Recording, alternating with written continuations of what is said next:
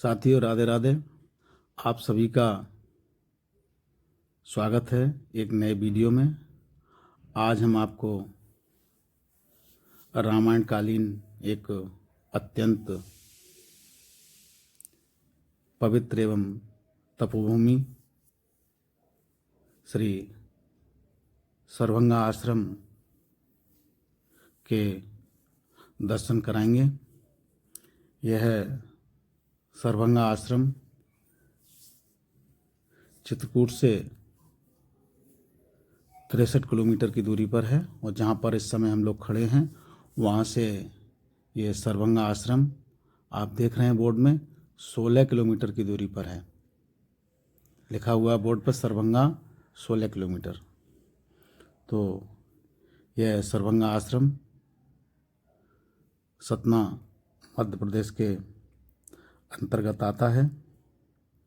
यह आश्रम सर्वंग जी की तपस्थली है। यह हम पहुंच गए हैं सर्वंग आश्रम के मुख्य गेट पर। यह सर्वंग ऋषि का आश्रम राम वन गमन पथ मार्ग पर स्थित है, अर्थात जहाँ जहाँ से वनवास के समय भगवान श्री राम निकले हैं उसी मार्ग पर यह सर्वंग ऋषि का आश्रम स्थित है। यह बहुत ही शांतप्रिय स्थान है और यह आश्रम एकदम जंगल में स्थित है। ये अभी हम कुछ ही क्षणों में आश्रम के अंदर का आपको दृश्य दिखाएंगे। ये आश्रम का मुख्य गेट है। ये आश्रम के सामने से ही डामरीकृत मार्ग गुजरता है। यहाँ तक पहुँचने के लिए किसी प्रकार की कोई असुविधा नहीं है। यहाँ पर आप सीधे डामर मार्ग से पहुँच सकते हैं। ये हम पहुँच गए हैं सर्वंग ऋषि के आश्रम के अंदर। यह है आश्रम का अंदर का दृश्य। यहाँ पर पानी की एक अविरल धारा बहती है, जलधारा बहती है, जिसको सर्वंग गंगा कहते हैं। इस धारा का आप इस समय दर्शन कर रहे हैं। यह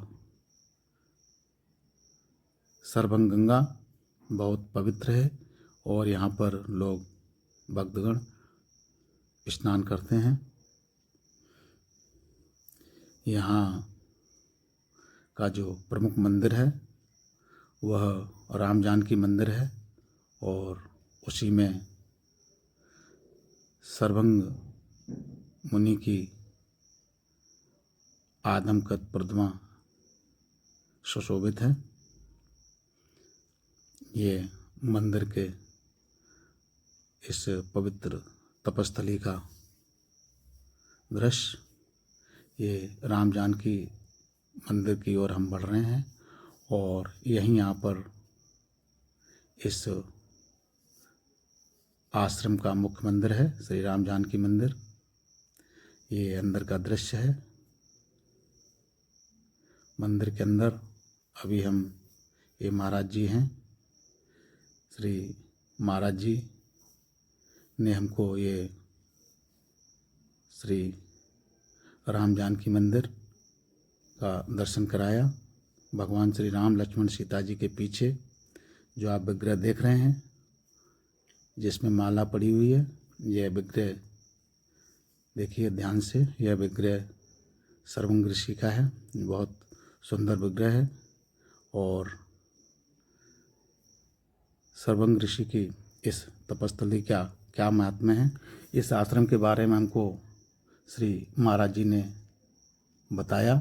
इस तपस्थली की विशेष जानकारी उन्होंने हमको दी। जी, भगवान को जब वनवास ये हुआ, कौन सा मंदिर है महाराज जी? जब वनवास हुआ भगवान, ये आश्रम कौन सा है? सर्वभंग आश्रम। अच्छा, सर्वांग आश्रम। ये यूपी में आता है कि एमपी में? एमपी में कि यूपी में? ये एमपी में है। अच्छा। सर्वभंग आश्रम, जिला सतना, मध्य प्रदेश। जी। यहाँ पर सर्वभंग की तपस्या की है 10,000 वर्ष तक। जी। फिर भगवान को जब वनवास हुआ है तो भगवान चित्रकूट में 12 वर्ष 1-2 महीना रहे। जी। फिर लंका तक जाना था भगवान को, जी। तो वहाँ से भगवान चल दिए थे। जी। इधर सर्वभंग जी को मालूम हो गया था जी। कि भगवान आ रहे हैं, जी। और सर्वभंग जी की आयु पूरी हो गई थी, तो लकड़ी के वो सब चिता उता बना के तैयार थे पहले से? हाँ, जी। पहले से। जी।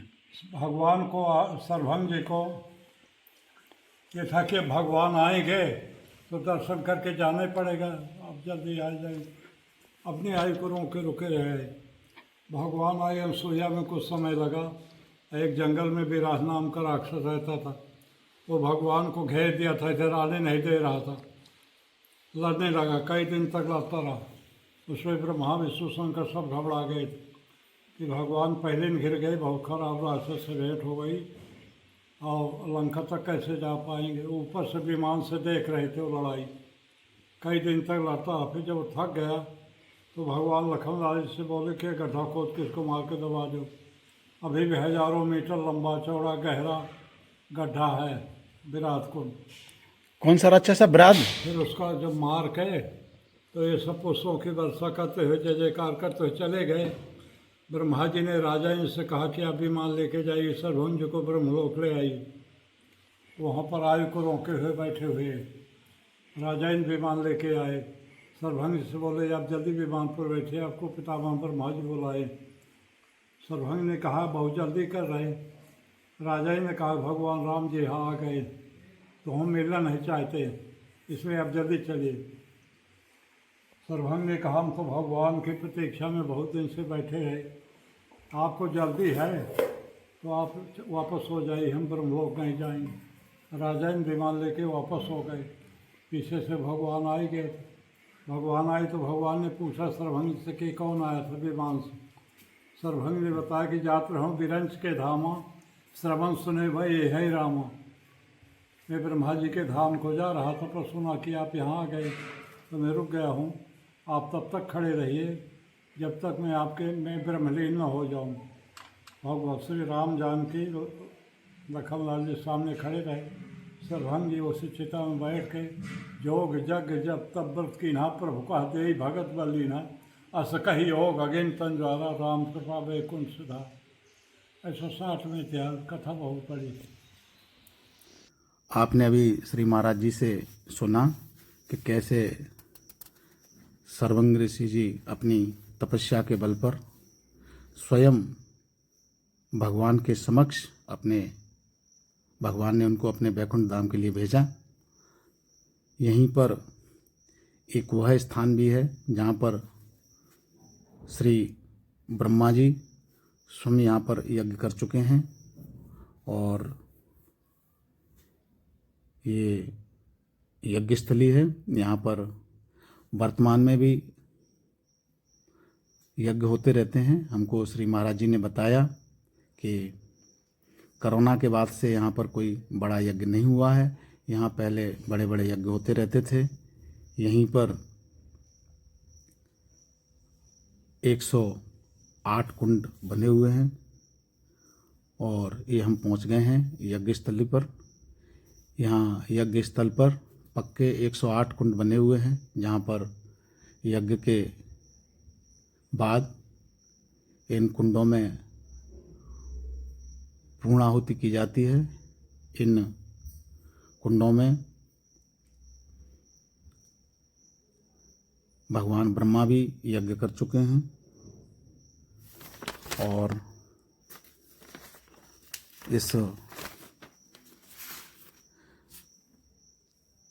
यज्ञ कुंड में सर्वभंग ऋषि की तपोभूमि होने के कारण यहाँ पर यज्ञ करना अत्यंत शुभ माना जाता है। और यहाँ पर जो सर्वभंग गंगा है उसमें यहाँ के स्थानीय लोग अस्थियाँ भी विसर्जित करते हैं। यह प्राकृतिक सौंदर्य के धनी स्थान अत्यंत प्राकृतिक रूप से समृद्ध है।